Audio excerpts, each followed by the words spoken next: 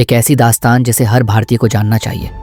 सोचिए, आप सो रहे हैं सपनों में खोए हुए, लेकिन अचानक दरवाज़ा टूटता है। बाहर से चीख पुकार सुनाई देती है। आग की लपटें आपके घर को घेर रही हैं।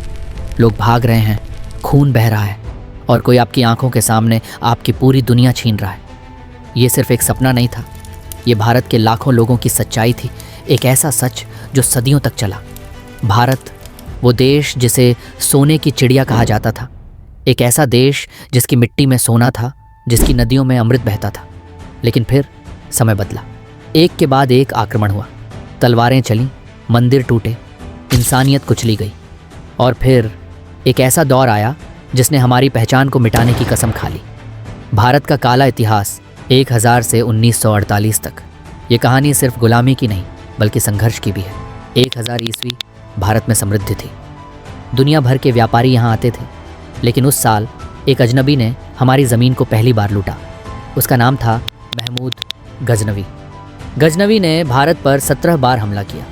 सोमनाथ मंदिर, वो मंदिर जिसे करोड़ों लोगों की श्रद्धा का केंद्र माना जाता था, उसे उसने बेरहमी से लूटा और तोड़ दिया। 50,000 से ज़्यादा लोग मारे गए और फिर वो लूट के साथ भाग गया। लेकिन यह तो बस शुरुआत थी। इसके बाद आया मोहम्मद गौरी। उसने 1192 में तराइन की दूसरी लड़ाई में पृथ्वीराज चौहान को हराया। भारत की रक्षा करने वाला योद्धा हार गया और दिल्ली की सत्ता पहली बार विदेशी हाथों में चली गई। अब भारत का इतिहास बदलने वाला था और काला अंधकार गहराने वाला था। तब से हम सिर्फ एक ही चीज़ में एक्सपर्ट बन गए, गुलामी झेलने में।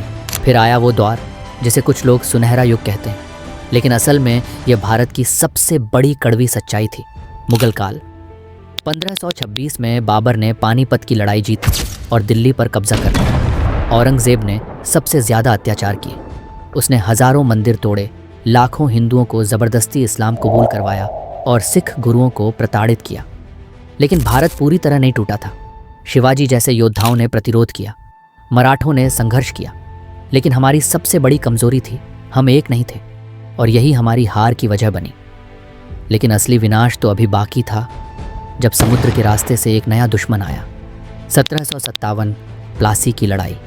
इस लड़ाई ने भारत की किस्मत बदल दी। ईस्ट इंडिया कंपनी ने भारत को गुलाम बना लिया। अब आप अपने ही देश में मेहमान थे। अंग्रेज़ों ने हमारी सभ्यता को ख़त्म करने की साजिश शुरू कर दी। हमारी शिक्षा व्यवस्था को नष्ट किया गया, हमारी भाषाओं को नीचा दिखाया गया, हमारे किसानों को मजबूर किया गया कि वे सिर्फ नील और अफीम उगाएं। और फिर आया 77 का अकाल। लाखों लोग मारे गए, लेकिन अंग्रेज़ों को फ़र्क नहीं पड़ा।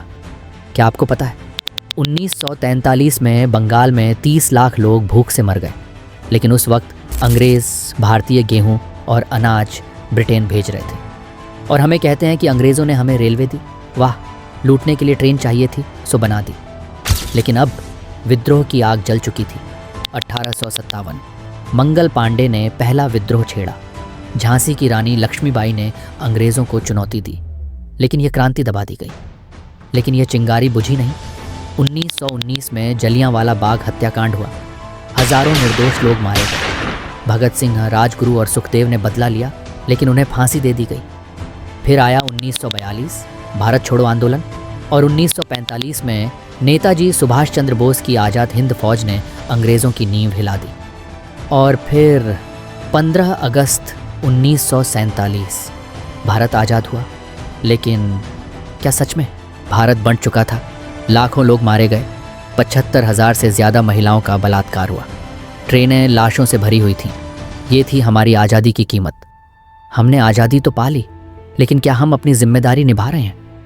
इतिहास को जानना ज़रूरी है ताकि हम उसे दोबारा ना दोहराएं। और अगर आपको इतिहास पसंद है तो क्रिकेट का इतिहास ज़रूर देखिए। जानिए कैसे अंग्रेज़ों का खेल भारत की पहचान बन गया। वीडियो को लाइक करें, शेयर करें और चैनल को सब्सक्राइब करें ताकि हम इतिहास को सही तरीके से याद रख सकें। क्रिकेट का सफ़र, शुरुआत, इतिहास और रोमांचक कहानी, हिस्ट्री ऑफ क्रिकेट।